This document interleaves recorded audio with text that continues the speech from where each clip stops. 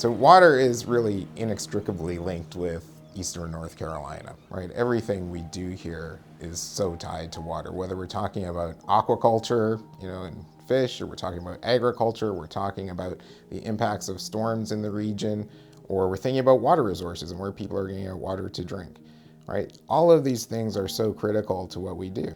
So water is, of course, one of these fundamental resources that we need, right? For agriculture, without water, we have no agriculture. If we don't have the right amount of water, it impacts salinity of soils, for example, and impacts the productivity of that agriculture.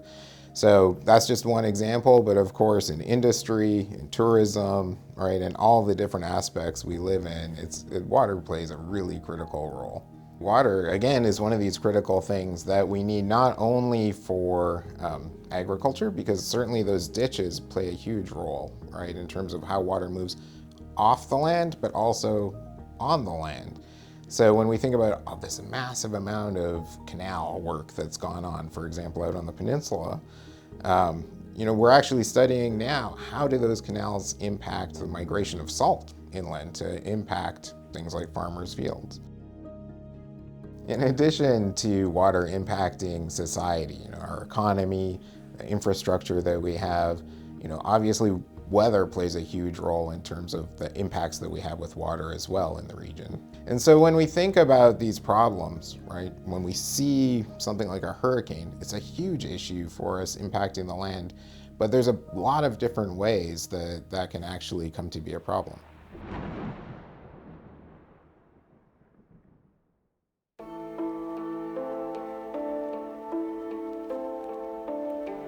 Prior to Hurricane Dorian and in all storms, Hyde County has a team, emergency response team, and we set up operations in an emergency operations center. And it's so hard to know what is going to happen right up until the last minute. I realized that there was no flooding whatsoever. It was the opposite. There was absolutely no water in the village. In our ditches, nowhere the water was going, and I went to that floodgate and the water was pouring out of our floodgates like white water. And that's when I knew that that water was heading across the sound. We started seeing the water, almost like white water, rushing down the streets, Highway 12, carrying along with it all kinds of things like ice coolers from outside of stores, wheelbarrows, and then eventually it escalated to automobiles.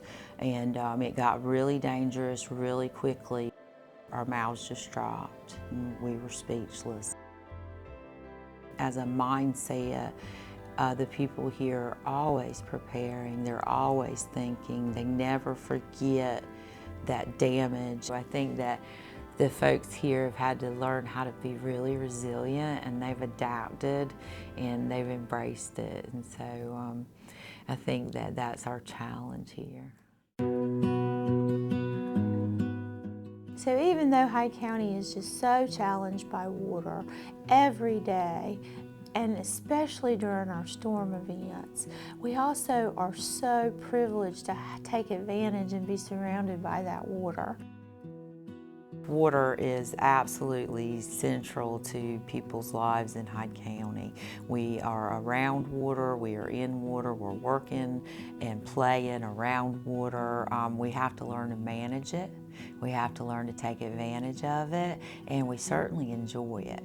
And in Hyde County, we're so blessed because we have tremendous freshwater assets, and then we have these tremendous saltwater assets, so it's really the best of both worlds. When I was a young person in Hyde County, I never imagined I'd come back home. I thought I would go to university and I would get a big job and I'd live in a big city, and I went off on that path, and home brought me back and home called my name.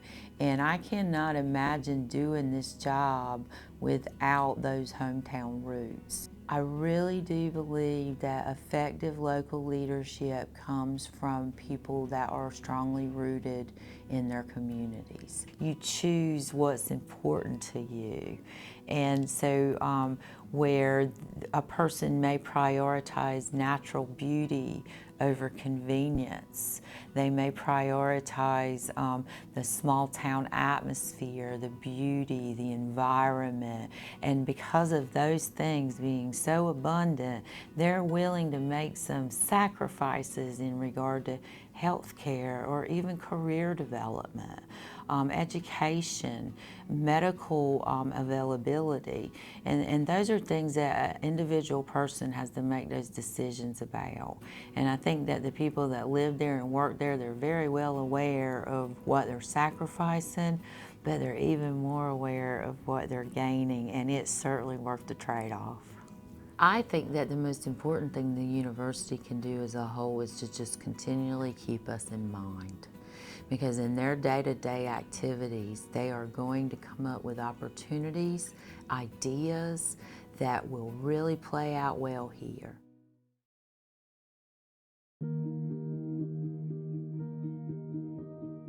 We're really surrounded by water here. Water is important for a lot of industries, thinking about commercial fishing industry. Another major industry in eastern North Carolina is agriculture. And one of the things we have is we typically have enough rain where farmers don't have to irrigate, and that makes it really attractive for growing crops here in eastern North Carolina. And then also think about the tourism industry. A lot of the tourism in eastern North Carolina is based on people coming to eastern North Carolina or the coast to see the ocean. So there's a lot, water means a lot to folks in eastern North Carolina. I first got to ECU in 2015. The refuge biologist at the National Wildlife Refuge was here trying to get some help with some of the challenges facing Lake Mattamuskeet. And as someone who came to ECU hoping to help eastern North Carolina, it just seemed like a natural fit. So I've had two projects out there. The first project was focused on trying to just quantify the amount of nutrients that are going from agricultural and duck impoundments into the lake and see how that's harmed the ecosystem there. The second project that I'm working on currently is trying to find some solutions to the flooding problems there. There were major flooding issues during Hurricane Matthew in 2016, and there's a large effort surrounded or going on right now to try to assist with some of those flooding issues. Some of my partners for these projects include North Carolina Wildlife Resources Commission, the Mattamuskeet National Wildlife Refuge, which is a part of U.S. Fish and Wildlife Service. The North Carolina Coastal Federation has played a big role in this. Hyde County itself has been a big partner, and the Hyde County Soil and Water Conservation District, in addition to just some of the individual landowners and farmers that are there in the area. It's been very beneficial to have the knowledge that they have, bringing that to the table, because even growing up here, I realized there were a lot of things I just didn't know about the area, specifically Lake Mattamuskeet. Meeting with the community partners before I submit a proposal helps me to identify how I can take my research and make it useful to them. It's not something where I'm just sitting on campus doing research that's not going to help the region.